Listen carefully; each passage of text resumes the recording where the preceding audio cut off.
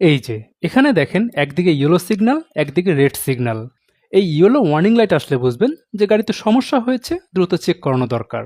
But red warning light মানে হচ্ছে সমস্যাটা অনেক গুরুতর, প্রয়োজনে গাড়ি এখনই থামিয়ে দ্রুত ব্যবস্থা নিতে হবে। আচ্ছা আসেন কয়েকটি ইম্পর্টেন্ট ওয়ার্নিং লাইট সম্পর্কে জেনে নেই। যেমন এটা হচ্ছে এবিএস লাইট, মানে হচ্ছে এবিএস সিস্টেমে কোনো একটা সমস্যা আছে। এটা হচ্ছে টায়ার প্রেশার লাইট, মানে টায়ারে বাতাসের প্রেশার কম।